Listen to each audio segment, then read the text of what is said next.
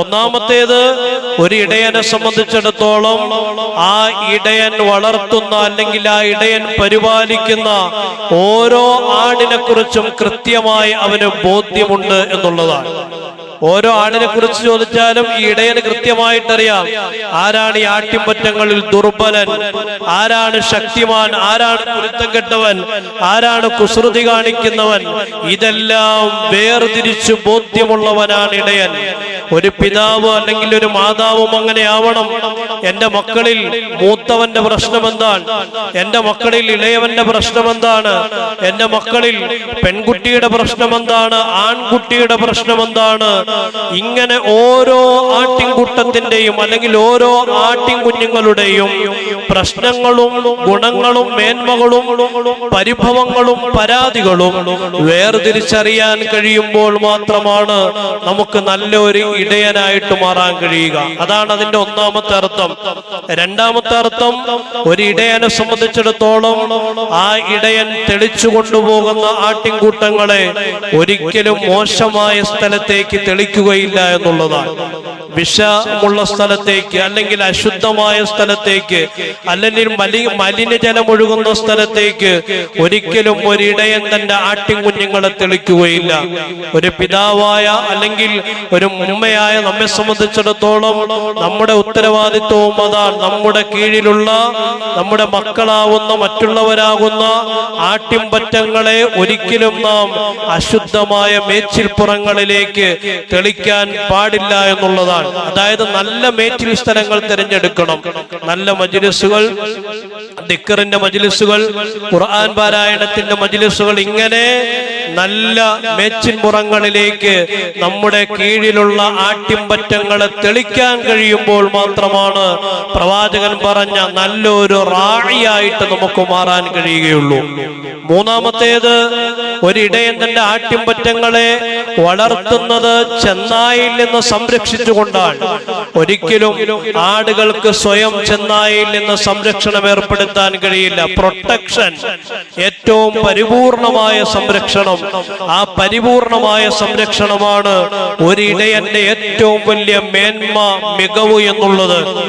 ഈ ആട്ടിൻപറ്റങ്ങളെ സംരക്ഷിക്കാൻ ഈ ഇടയൻ രാത്രികളിൽ ഉറങ്ങാതെ കാവലിരിക്കും. പകലിൽ അതിന്റെ പുറകെ നടക്കും.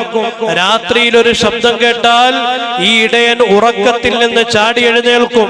എന്നിട്ട് ഉറങ്ങാതെ തന്റെ ആട്ടിൻപറ്റങ്ങളെ ഏതെങ്കിലും ചെന്നായ അപഹരിക്കുന്നുണ്ടോ എന്ന് നിരീക്ഷിച്ചുകൊണ്ട് നേരം വെളുപ്പിക്കുന്നവനാണ് യഥാർത്ഥ ഇടയൻ. ഒരു പിതാവും ഇതുപോലെ ആവേണ്ടവനാണ്. തന്റെ മക്കളെ റാഞ്ചിയെടുക്കാൻ ശ്രമിക്കുന്ന ചെന്നായ കൂട്ടങ്ങളിൽ നിന്ന്, ആ ചെന്നായ കൂട്ടം ലഹരിയായിരിക്കാം, ആ ചെന്നായ കൂട്ടം മോശമായ മൊബൈലിലെ മോശമായ ആപ്പുകളായിരിക്കാം, ആ ചെന്നായ കൂട്ടം മോശമായ കൂട്ടുകെട്ടുകളായിരിക്കാം, ആ ചെന്നായ കൂട്ടം നമ്മുടെ പരിസരങ്ങളിൽ നിന്ന് പടർന്നു പിടിക്കുന്ന മറ്റുള്ള ജീർണതകളും അരാജകത്വങ്ങളുമായിരിക്കാം. ഇതിൽ നിന്നെല്ലാം തന്റെ പ്രിയപ്പെട്ട ആട്ടിൻകൂട്ടങ്ങളാകുന്ന തന്റെ മക്കളെയും തന്റെ ഭാര്യയെയും എല്ലാം സംരക്ഷിച്ചു പിടിക്കാൻ, അതിന് കാവൽ നിൽക്കാൻ കഴിയുന്നവനാണ് യഥാർത്ഥ ഇടയൻ എന്നുള്ളത്. നോക്കൂ, അടുത്ത കാലത്ത് മൊബൈലുകളിൽ നാം കണ്ടിട്ടുള്ള ഏറ്റവും വലിയ പ്രശ്നം ഒളിച്ചോട്ടമാണ്. ഒളിച്ചോട്ടം. കുടുംബത്തിൽ എന്തെങ്കിലും ഒരു പ്രശ്നമുണ്ടായി ഭർത്താവിൽ നിന്നോ അല്ലെങ്കിൽ ഭർത്താവിന്റെ വീട്ടുകാരിൽ നിന്നോ അകലം പാലിക്കുന്ന പെണ്ണുങ്ങൾ, സ്ത്രീകൾ, ആ സ്ത്രീകളെ പിന്നീട് നമ്മൾ കാണുന്നത് ആത്മഹത്യ ചെയ്തതായിട്ടാണ് നമ്മൾ പിന്നീട് കാണുന്നത്. അതുപോലെ തന്നെ വിദൂരമായ വിദ്യാഭ്യാസത്തിന്റെ പേര് പറഞ്ഞ് നാട്ടിൽ നിന്ന് വളരെ ദൂരം പോയി പഠിക്കുന്ന പെൺകുട്ടികൾ, ആ പെൺകുട്ടികളെ കുറിച്ച് പിന്നീട് നമ്മൾ അറിയുന്നത് കാണാനില്ല എന്നാണ്.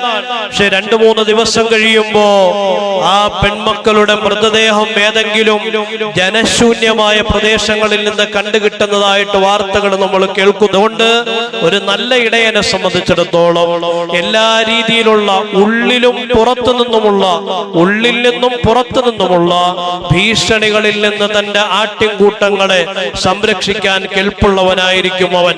അഞ്ചാമത്തേത്, നല്ല ഇടയന്റെ ഒരു സ്വഭാവം, ഈ ആട്ടിൻകൂട്ടങ്ങളിൽ ഏതെങ്കിലും ഒന്നിന് രോഗം വന്നാൽ അവൻ ഉടനടി അതിന് ചികിത്സ നൽകും എന്നുള്ളതാണ്. ഒരാടിന്റെ കാലൊടിഞ്ഞാൽ ആ ഒടിഞ്ഞ കാലുമായി മുടന്തി നടക്കുന്ന ആട്ടിൻകൂട്ടത്തെ തന്റെ തോളിലേറ്റിക്കൊണ്ട് അതിനെ ചികിത്സിക്കുന്നതിന് വേണ്ടി കൊണ്ടുപോകുന്നവനാണ് നല്ല ഇടയൻ. നമ്മുടെ മക്കൾക്ക് പല രീതിയിലുള്ള രോഗങ്ങൾ വരാറില്ലേ? നമ്മുടെ മക്കൾ നമ്മുടെ റഅയ്യത്തുകളാണ്, നമ്മുടെ ആട്ടിൻകൂട്ടങ്ങളാണ്. ആ മക്കൾക്കുണ്ടാകുന്ന ഭൗതികമായ രോഗങ്ങളെ നാം ചികിത്സിക്കും.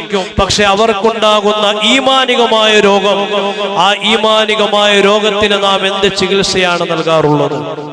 ഒരു ചികിത്സയും നൽകാറില്ല, നമ്മൾ അവഗണിക്കും. അത് വളരെ ഗുരുതരമായ ഒരു വിഷയമാണ്.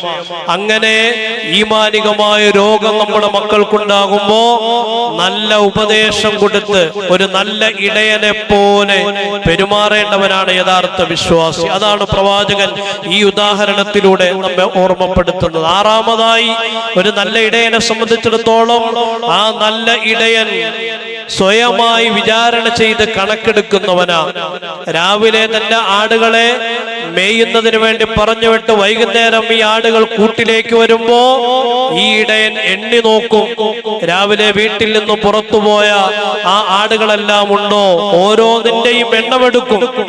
ഒന്നിനെ കണ്ടില്ല എങ്കിൽ ഈ ഇടയന് പരിഭവം ഉണ്ടാവും. അവൻ നഷ്ടപ്പെട്ടു പോയ ആടിനെ അന്വേഷിച്ചു കൊണ്ടിറങ്ങി പുറപ്പെടും.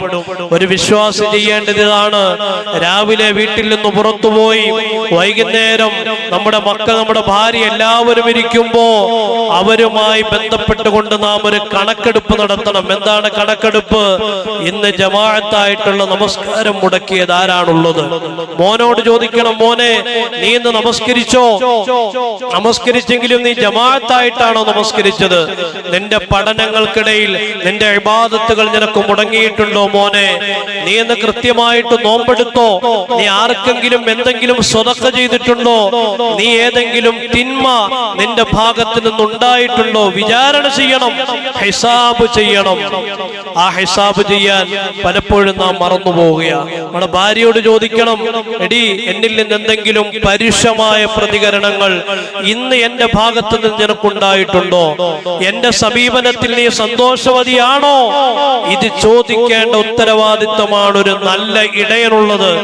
നമ്മുടെ വീടുകളിൽ ജോലിക്ക് വന്ന ജോലിക്കാരൻ അല്ലെങ്കിൽ നമ്മുടെ സ്ഥാപനത്തിൽ ജോലി ചെയ്യുന്നവൻ, അവനോട് ചോദിക്കണം, നിനക്ക് ഞാൻ പറഞ്ഞ ശമ്പളം, വാക്ക് പറഞ്ഞ ശമ്പളം ഞാൻ നിനക്ക് നൽകിയോ? വാക്ക് പറഞ്ഞതിൽ എന്തെങ്കിലും മാറ്റമുണ്ടോ? ശമ്പളത്തിൽ കുറവുണ്ടോ? ചോദിക്കണം. ഇത് ചോദിക്കുന്നവനാണ് നല്ല ഇടയൻ. പ്രവാചകൻ പറഞ്ഞു, ഇങ്ങനെ നിനക്ക് ആവാൻ കഴിയുന്നില്ല എങ്കിൽ ഈ പറയപ്പെടുന്ന ഒരാടിനെ സ്വന്തം മക്കളെക്കാൾ പരിപാലിക്കുന്ന, ഒരാടിനെ സ്വന്തം ശരീരത്തെക്കാൾ അതിന് പ്രാധാന്യം നൽകുന്ന, ആടിന് വേണ്ടി മാത്രം ജീവിക്കുന്ന നല്ല ഒരു ഇടയനെ പോലെ നിനക്ക് നിന്റെ മക്കളോടും നിന്റെ ഭാര്യയോടും നിന്റെ കീഴിൽ ജോലി ചെയ്യുന്ന ആളുകളോടും നിനക്ക് പെരുമാറാൻ കഴിയുന്നില്ല എങ്കിൽ നാളെ പരലോകത്ത് നീ മസ്ഊലാണ്. അല്ലാഹുവിന്റെ മുമ്പിൽ നിനക്ക് രക്ഷപ്പെട്ടു പോകാമെന്ന് വിചാരിക്കണ്ട. ഇതൊരു ചെറിയ കാര്യമല്ല. അതുകൊണ്ട്